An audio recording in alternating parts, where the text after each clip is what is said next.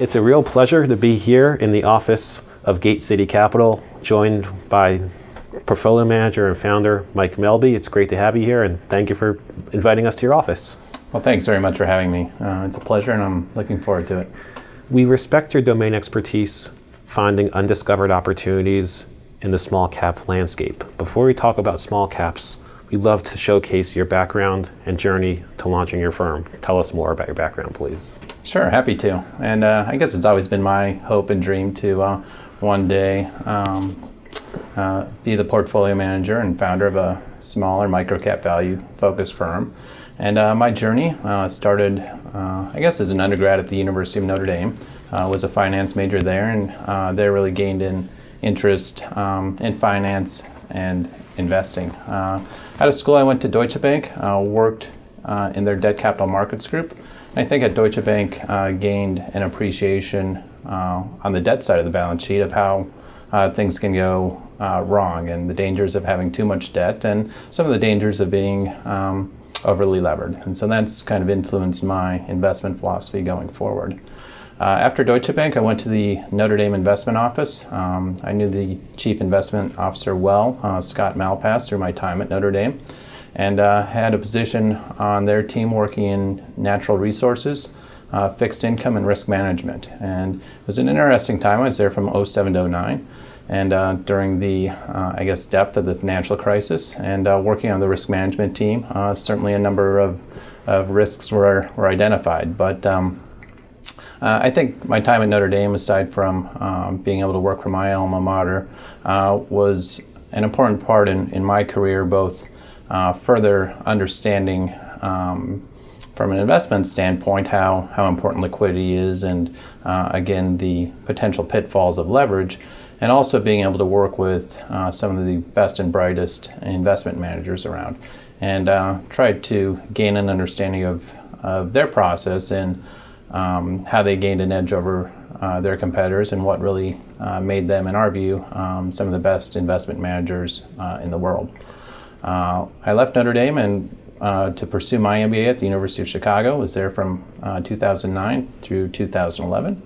And after school, spent a lot of time focused on potentially starting a fund.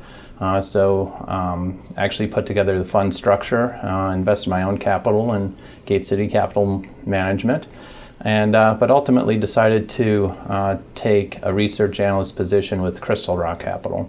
They're a fundamentally focused long-only firm located north of Chicago. I knew the founder very well through my time at Chicago Booth.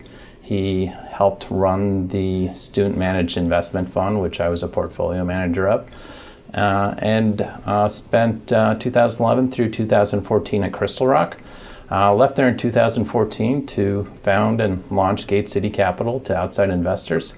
A few reasons why I thought it was the right time. From an investment strategy point of view, felt very confident in the approach of investing in a concentrated portfolio of microcap value companies. It was something I had done personally for some time, and also after launching, I guess unofficially launching, forming the Gate City Capital Management entity and investing my own capital, that had been fairly successful performance-wise for that time. So you've picked the spot with lots of unexplored territory and lots of opportunity. How do you start to navigate the thousands of companies which are not traditionally covered by larger managers? How do you begin your process? Sure. I think the first place I start is just with a database of other companies that I've researched and done work on in the space. So have information, generally models and notes on 200 companies in the microcap space, and generally look to invest in around 15 at any given time. And so just because our philosophy is just because you do work on a name doesn't mean you have to make a decision or an investment decision that day, that week, that year, but to continue to monitor those companies over time. And when the analysis is complete, come up with both a fair value of what we think the company is worth, and also a potential entry point on when it would be right to buy and the right price to essentially own the business. So have a long list of companies that continually look at the price and see if, from a risk-reward standpoint, if things have changed, or also monitor to see if the business conditions or the environment's changed for the company. So that's kind of the starting point, is a big background of companies we've already done work on. And there are a few other avenues we go about to find potential ideas. The first is do 3 or 4 screens on a weekly basis just at the end of the week to come up with potential new names. And those are based on 3 primary criteria. The first is general enterprise value, or enterprise value to EBITDA, or cash flow to EBITDA, to try to find companies that from a payback standpoint of free cash flow, it's a relatively quick payback period. And try to keep that up to date, and generally when companies sell off or when there might be a problem, maybe those screens suggest at least a name to take a closer look at. Another screen we like to look at is essentially a net PP&E to enterprise value screen. And this is looking for companies with real assets where the company might not be where investors might not be placing full value on the actual assets of the business. And this reduces the risk of, say, a company's in an earnings trough, or something's going wrong with the business over the last year that temporarily made free cash flow or profitability less than it normally would be. So this attempts to find companies with real assets on the balance sheet that might not be fully valued by the market. And the final is a 52-week low screen. Look for companies trading within 10% of their 52-week low, and find that's a helpful way to find ones that might not be attractive on a metric standpoint, but for one reason or another are disregarded by the market. And it's a good place to dig in more.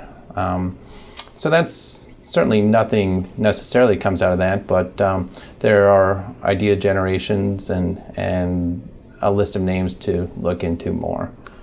And the next, kind of taking the next step in that process, whenever we look at or analyze a company, try also to dig into their peers, their comps, their competitors, their customers, and in that regard, a lot of other names come up that might be a good idea to take a look at. And so try to stay very intellectually curious, and just because one name or the first one doesn't pan out, there are a lot of other things, just if you kind of look or take one other step where new names might become interesting. So it sounds like every idea is a treasure hunt. It is. I like to say, too, if I type in the wrong ticker on an investment website and a company I don't know comes up, it's certainly a short-term mistake, but might be long-term very good. So always try to at least pull it up, learn what the business does quickly, and see if it might be of interest. So you've looked at probably several hundred, possibly thousands of smaller companies. How has your process evolved? What kind of wisdom have you accumulated from all this searching? Yeah, I think no two situations are the same, but I think over the long term patterns emerge in what makes an investment successful. And I try to find reasons or ways that worked previously that can be applied to the future. And so I guess a few things come to mind. In the small microcap space, I think a lot of times companies can, if there is selling pressure, it can be very substantial and perhaps overdone. And so in regards to either a kind of the 52-week low screen we talked about before, or other things, try to understand if there's a very sharp pullback in a company, whether it's temporary or whether it's long-term. And I guess there's no easy way to necessarily determine that, but a few things I generally look for in order to help make a decision there. And it goes back to kind of the owned assets of the company. And within our portfolio, we take a very close look at margin of safety and what could happen if things go wrong. And find it's very helpful, aside from a clean balance sheet, to have assets that are going to be there for the long term. And so in general, things like land, buildings, property, even equipment, we believe even in a very bad environment should have value in either to that company or to another company, even if a quarter's bad or the year's bad or we're entering into a bad economic environment for that company. So in that regard, try to find property equipment in areas that the product or business or whatever the company's offering is not going away. And that provides us a lot of conviction when looking at those type of companies that this is probably a transitory matter, and it could be a very good entry point. So I guess that's maybe one example of when sifting through things, just to focus on hard assets that can be applied to our investment process. Presumably, oftentimes you're the only person on the conference call, if there is a conference call even. Mm-hmm. Share with us your due diligence process, how you conduct scuttlebutt, how you trust but verify, because we expect you to do phenomenally deep research. Sure. So I guess, as you said, whenever we look at an idea, we try to open our dialogue with a conference call. Then also always try to follow up with a meeting at some point. Find, hopefully similar to today, that meeting in person is a very helpful sign in both analyzing the quality of the individual in the management position at the company, as well as you get to see the office space as you're doing today, seeing how employees are working. Even though I might not be an expert in the industry, can attempt to understand how the plant's flowing, if it is a plant, the quality of the facilities, the cleanliness, how people are working together, and things like that. So in the opening call, I guess a number of things. Try to assess, whenever possible, the honesty and motivations of the individual I'm speaking with. And a few things I guess I do is in my question approach, try to ask questions in a way both to gain a better understanding of how their knowledge is of the business, and also then their motivations for improving the operations and ultimately creating shareholder value. So initially, the first call, it's try to keep it very high level. Certainly have attempted to do a lot of the background work and understanding the company and the industry, but don't want to take anything for granted, and try to also undertake a very humble and simple approach, where I'm not trying to understand what's going to happen for the next quarter or the next year, but I'm trying to understand the business model. What do you think the true assets of the company are worth, and how you approach maximizing the value of those assets. So in that regard too, try to take the approach too with very small or micro cap companies, that you're often talking to either the CFO or the chief executive officer, and realize that at a small firm they likely wear many hats and are very busy, and investor relations is not really a value creation point. So in that regard, try to stay very humble, be very appreciative, and show a lot of respect that this is their time that they're taking out of running the business to meet with you. So that in that regard, certainly send thank you notes, items like that, and try to build a long-term relationship. So in addition to trying to understand the motivations and incentives behind the management team, also try, if this is going to be a potential investment of the firm to build a partnership type relationship and not an adversarial or temporary relationship.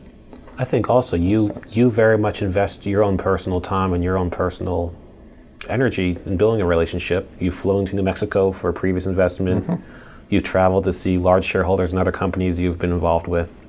So to share with us the level of investment you make in the holdings that you eventually build for your firm. Sure. And I think a good example might be annual meetings. And in these days, proxies can easily be voted electronically. And unless there's some sort of activist event or something on the ballot that's very controversial, generally you won't see many investors at the annual meeting. And so the approach I've taken is a little bit different. I want Gate City Capital Management to be viewed as a valuable partner and as a long-term investor in all the companies we invest in. And have found that attending the annual meeting does a lot to build that credibility with management and build a lot of goodwill and really strengthen the relationship. And in addition, it might be challenging to get certain people on the phone, or you talk with the CFO or CEO. In the annual meeting, everyone's there. So the entire management team is there, and generally the entire board of directors is there.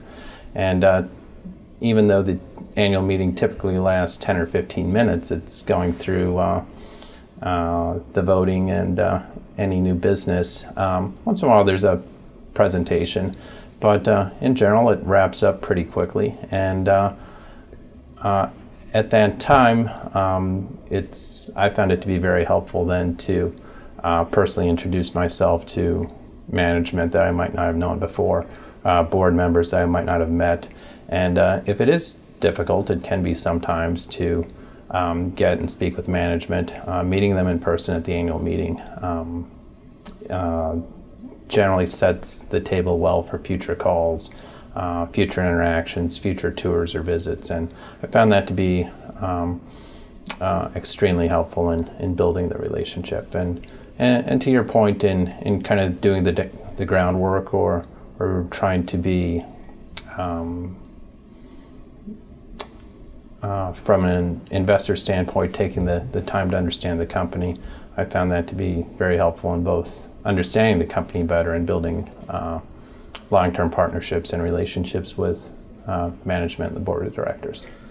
We've found from our experiences, oftentimes no one even shows up at the annual meeting. Mm-hmm. And I'm guessing you might have similar experiences at times. Yeah, multiple meetings I've been the only investor there. And so I think it makes sense in a number of ways. People are busy and traveling's expensive and takes time. And again, you're going to kind of a formal event that essentially you know how the business is going to, how the voting's going to go before attending. But being one of the few people there, I think, is a big advantage in separating the firm to the management team and again to building the long-term relationship. So yeah, as an example, one of the companies that's in the portfolio, I was able to meet with some of their management team, and they invited me out for a tour of their properties afterwards. They had not done that to that point, and was able to learn a lot from that visit and ultimately make an investment decision from it. So that's part of the process that I think has been helpful. And this perhaps is the opportunity. If you do your homework, there's opportunity to identify.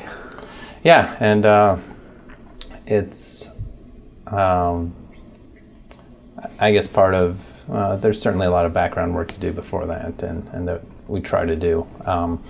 But yeah, this certainly, the trip to visit this company and tour their facilities, always try to be productive with the time and trips, and met with another company on that trip. And to your earlier comments on how you find and source ideas when digging more in researching this trip, another company in the area came up. Was able to meet with their management team, see their properties as well, and ultimately led to an investment decision there. So it's tough to tell where ideas come from, but you get on the ground, I think a few maybe not fall in your lap, but become apparent. I'd love to explore if there are certain types of companies that you gravitate towards and certain types of companies you've learned to very quickly stay away from. Mm-hmm. And gravitate towards, it generally falls back into the companies with owned assets, clean balance sheets. And so from our valuation process, try to take a very, very disciplined approach. And we conduct all of our valuation work on a discounted cash flow analysis, and ultimately want on our DCF value to provide 50% upside, at least, over the current stock price, which is a fairly high hurdle. And in addition to that, we conduct a floor value analysis, which is essentially trying to understand what the company's worth in the event of a liquidation or a very, very bad economic environment. And essentially, no hard and fast rule, but want the floor value to be very close to where the stock's currently trading. And so in that regard, try to find companies with very low risk of losing value with the potential to appreciate significantly in value. And so the most important part of that is really the floor value. And really the first factor there we look for are companies with very healthy balance sheets and limited amounts of debt. And I think I talked about before just my prior experience in fixed income and maybe in risk management in Notre Dame has given me a big aversion to losing money, and feel that anytime you provide leverage to a situation, the probability or possibility of having a very bad scenario pan out increases pretty dramatically with leverage. And so in that regard, currently have 14 companies in the portfolio. 10 have more cash than debt, and certainly not impossible for a company with a net cash position to experience financial hardships, but I think it limits it by a considerable margin, and provides a lot of comfort should the company have a bad quarter that it's not going to, the financial leverage is not going to wreck the business. So really balance sheet is the first thing, and then to continue on that, look for companies with owned assets, and it's generally land, buildings, property. So in the event financially the company doesn't do as well as we think it will, those owned assets are still going to be there and likely still have value in almost any economic environment. And in that regard, it provides us a lot of conviction in the microcap space. Oftentimes you see very big movements in stock prices, and should one investor look to exit, it can move the stock price considerably.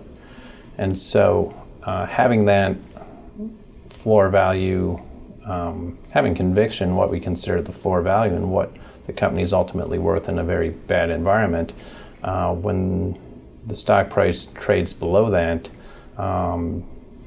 it generally provides us with more conviction that in any event we shouldn't sell, and perhaps it's time to, if nothing else has changed with the investment thesis, to actually add to the position.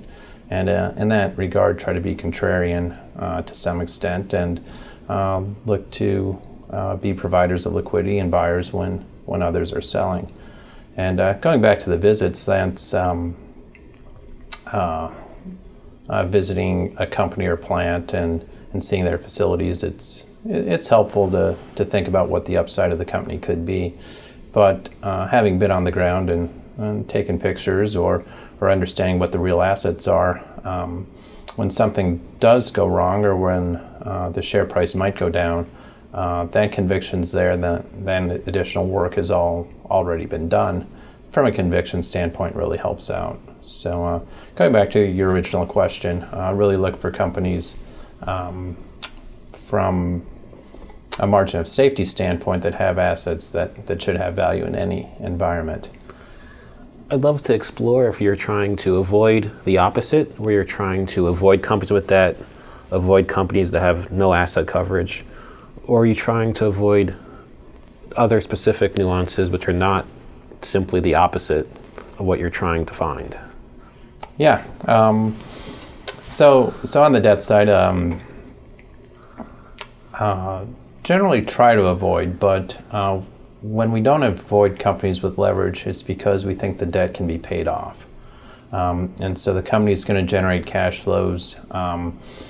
This level of debt is not something permanent that we should have 2 or 2.5 or 3 or 4 times leverage on a permanent basis to make our capital structure work. When a company does have debt, I think they should have it in order to do something that will add value to the company and then pay it off with the cash flows either that the company generates or that specific project or maybe even acquisition generates. So I think companies and maybe the world in general, if you're looking at debt to GDP ratios and where they should be long term, get in a little bit of trouble in saying this amount of leverage should be out in infinity to optimize our capital structure or cost of capital. I think that's where people really get in trouble, is when a liquidity event does happen where the cost of money isn't 0%, and when people aren't so willing to lend, it can cause a lot of financial distress. And so if a company does have leverage, certainly look for a willingness and ability to pay that off, hopefully as quickly as possible. And to the extent a company doesn't have hard assets, value everything on a free cash flow basis. If there are no hard assets, they better have a very squeaky clean balance sheet, ideally with excess cash. That's also generating substantial cash flows that, from a business model standpoint, should be maybe not bond-like, but feel very comfortable either with contracts the company has, to be as comfortable as possible that those cash flows are going to be there for the long term and can be valued appropriately. Rightly or wrongly, there's oftentimes stereotypes or stigma that small companies are too small to be public, or small companies might not be able to attract top-level leadership. Small companies have below average governance. Small companies never actually become big, they always stay small. I'd love to understand if there are patterns that break these rules in the companies you found. So why these companies that you found are different from all these blanket stereotypes that people apply widely, and why these companies are public, and why these companies will clearly not stay small forever. Maybe the difference in the historical backdrop, how you found it. Maybe these are just outliers for some reason, just how you bypass these stereotypes. Yeah. So the question's asked a lot is, why are you public? And it's asked internally here while we're doing our work as well. And one of the things we look at when analyzing companies is just how long they've been around. And a lot of these companies, even if you're dealing with a company below 100 million in market cap or even below 50 million in market cap, have been around for 50 or even 100 years. And it's very interesting. It's, why are they public and why are they so small? And there's no one answer. Sometimes they might have been a spin-off. Sometimes they started big and the business shrunk, or maybe 50 years ago, a $50 million company wasn't so small and just didn't grow significantly over time. The why public question is a good one in that regard. And with Sarbanes-Oxley and other things, the cost of being public has increased rather dramatically. So in general, it varies from company to company, but public company costs generally are right around $500,000 a year. You're dealing, if you value that $500,000, it can be a substantial part of the value for these companies. So why public? A lot of companies being public provides a fair amount of notoriety. And so hopefully it's not to have the management team manage a public company, but it also provides customers, clients, also competitors with information on the company, shows their audited, shows their sales are, shows their financial health, which I think can be helpful in winning business, essentially. It's the other reasons for being public. You have a currency you can use in order to purchase other companies. In general, we shy away from that approach. In general, want companies returning capital and not using capital.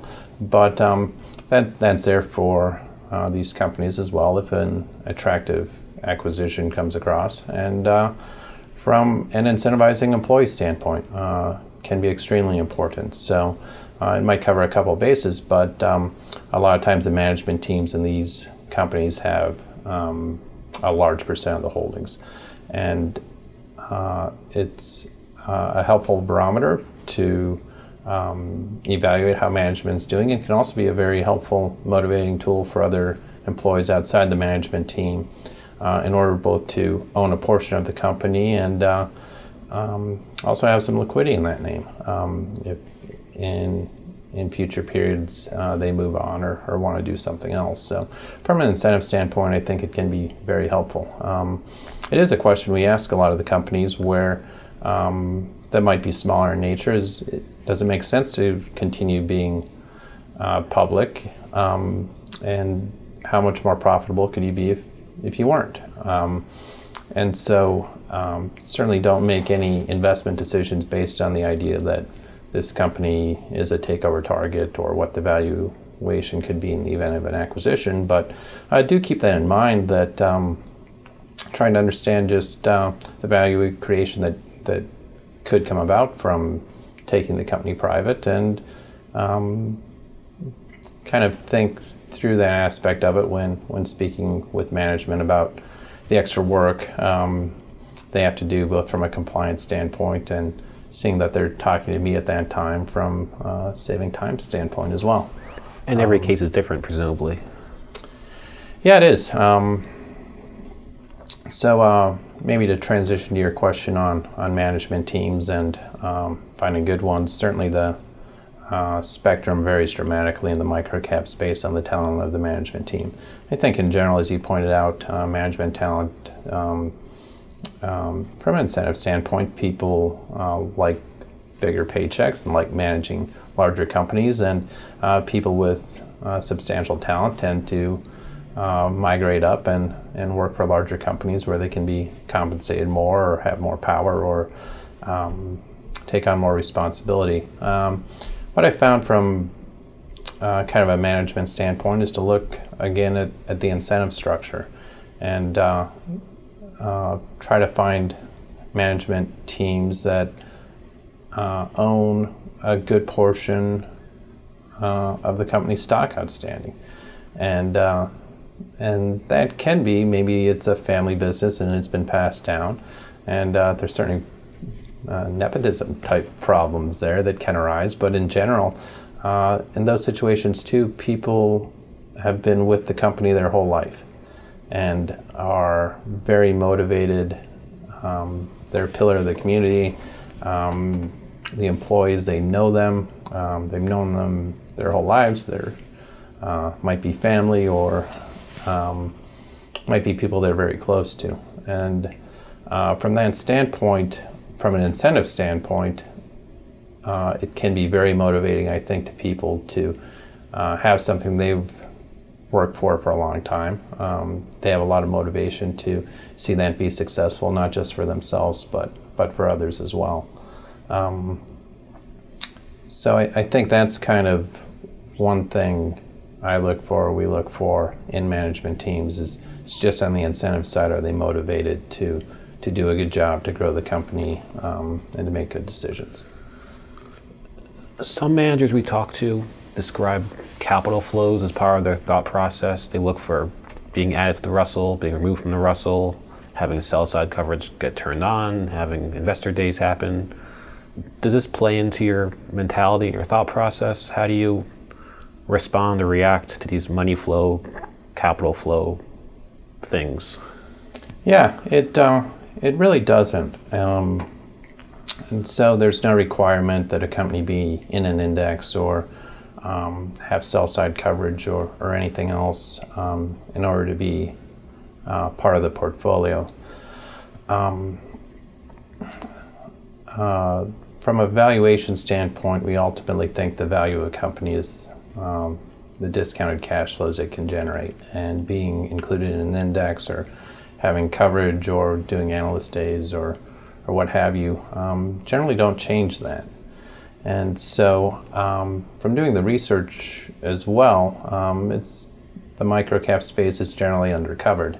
And to the extent more people know about the company, we think that might decrease our advantage over time. And certainly, if you want to use the term catalyst, those can be things that get more investors involved or interested. But ultimately, we're long-term investors and think, in the end, cash is essentially king.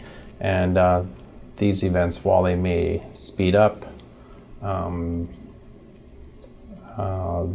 the value realization process or the stock price going to what we deem fair value, in the end, I don't think it really changes the value of the company. And so it's not something we look at either to think about fair value or for potential catalyst to understand when something good might happen.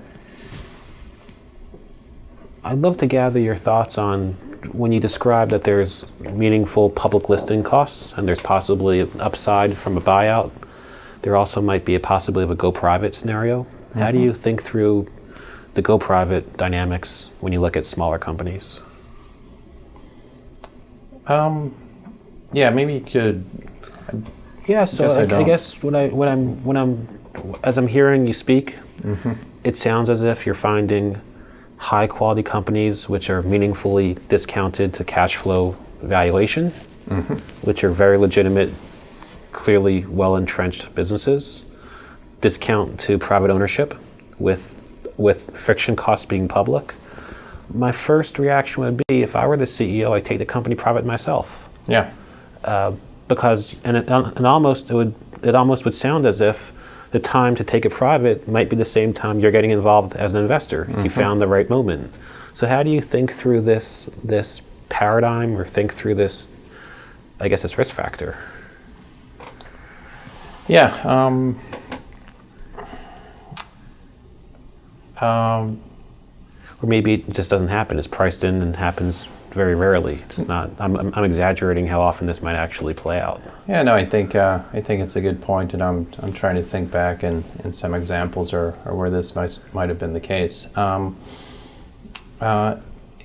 In general, I think just as far as you've got two kind of scenarios here. One is the management team thinks the company's significantly undervalued and thinks it's a good time from a management buyout type perspective to borrow some money and own the whole company and avoid outside shareholder influence or things like that. You also have a situation where if it's a very small company without too many holders, that they can delist the company, stop filing SEC information. Any liquidity in the stock dries up even further. And from a disclosure standpoint, investors are left with something far less than what they're used to. I guess the scenario there, or how I've looked at it in the past, it's more played out in times where the company might have gone through that or might have already shut down information to investors. And in that situation, it's kind of a different environment. You've had forced sellers of the stock, people that can't hold the company any longer. In that instance, it's been a potential opportunity, and generally comes about when a company's, in my experience, not always, but when a company's entered a fair amount of financial distress or really needs to cut all costs out in order to right-size the business and stabilize operations. And in that instance, I've found a couple of companies where it was actually a very attractive opportunity and gain comfort with what information the company was going to provide going forward, gain comfort in their motivations for cutting these costs out, for cutting out a fair amount of disclosure. It's something where the diligence process is even more extensive, as in those cases it's very, very important to go and see the site and understand what's there, because liquidity in the stocks cut down, and so any exit opportunity is diminished, and from that extent you have to be very comfortable, and you kind of take it as a private equity type investment, where this is a company we're willing to hold for the very, very long term and are very comfortable with the scenario. I guess going back to the original question and how to analyze that risk,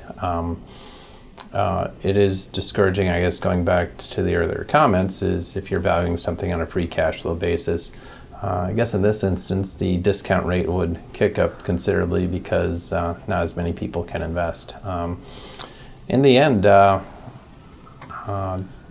probably wouldn't view it quite to that extent on the risk standpoint, as the cash flows essentially stay the same or probably even improve a little bit. And if you're comfortable with the company spending $500,000 a year, if you want to throw out a number, on public company costs, the value should actually increase if they're not spending it. So it's an interesting scenario. Found more opportunities once it happens versus having the risk or having any of the companies we own actually go through that after we own them. But in that scenario, I think the cash flows are very it's also a very theoretical situation, which might not happen very often, it sounds like. Yeah, it's I think a rather rare event, but one that hopefully can create opportunities for us in the future. You mentioned you have a watch list of several hundred hand-picked companies. Mm-hmm. Do you also find that you're following particular leadership teams? You've seen a management create value in the past, and you're watching them to see where they go in the future? Yeah, I think it can be helpful, especially going back to the annual meeting and meeting the board members. And generally, not always, there are quite a few board members that are just with one company, but in general, if someone's had success somewhere else, that they're going to be successful elsewhere. And in that regard, it's very exciting, from even being a relatively young firm, just the number of management teams met and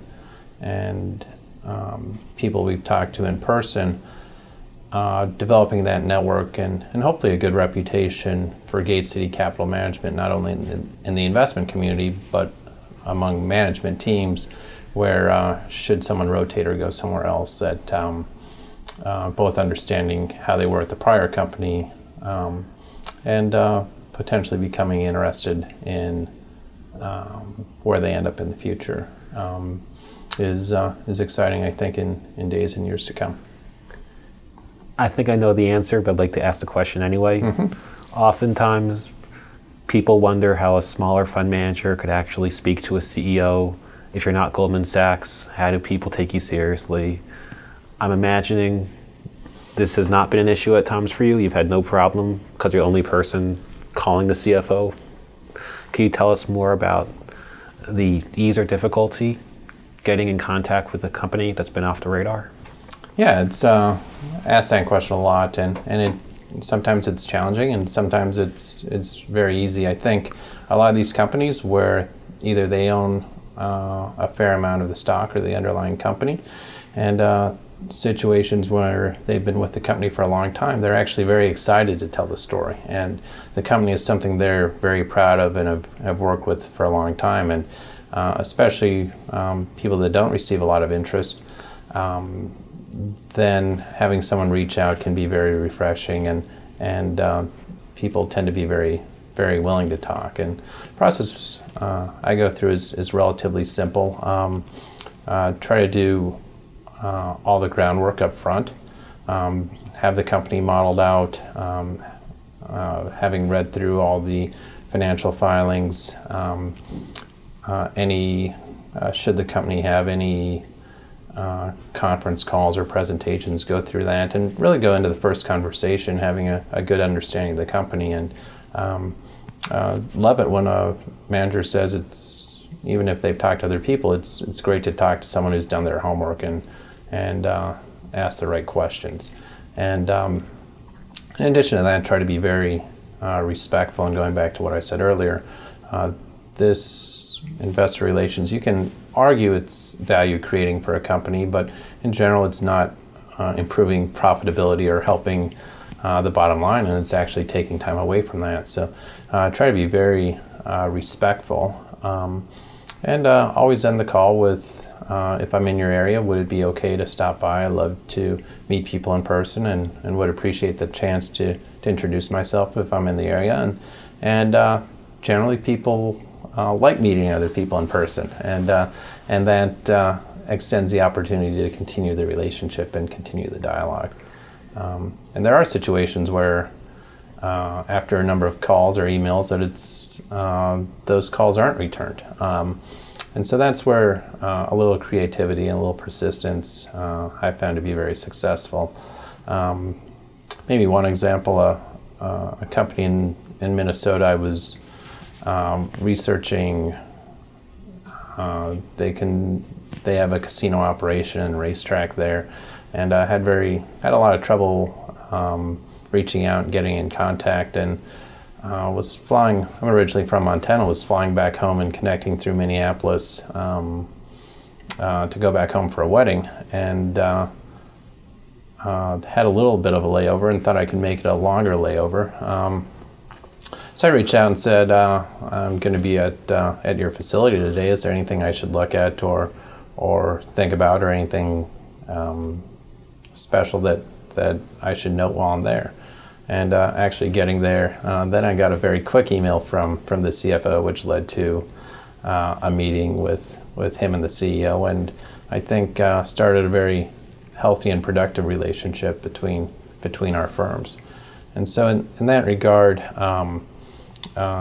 it's not getting mad at someone or being trying to be impatient or pushy, but maybe being a little creative and persistent and showing that you're not just someone trying to guess the quarter, but trying to get there and in this case be a customer, but ultimately understand the business. And you previously mentioned the value add of being at the annual meeting. Mm-hmm. Could you give us an approximation how many annual meetings you've attended? And of those, how many you were one of just a handful of investors who actually showed up? Yeah, out of the 14 companies I think the last year I've attended 5 or 6, and probably at least 4 or 5 I was the one of 1 or 2 there. And I like to look back at 2015. I attended the Berkshire annual meeting, not a shareholder, but was able to do that, and that one had so the attendees range from 1 to 35,000. So I like to point that out, but as you mentioned, a lot of times I'm thinking probably 4 or so in the last year I was one of 1 or 2 shareholders there. We are so grateful to have the opportunity to learn from your experience, to be here in your office. You clearly are doing differentiated research, looking at very obscure and interesting opportunities. It's great to be here and great to learn from you. Thank you so much. Oh, well, thanks for your time. Really enjoyed it. Thank you.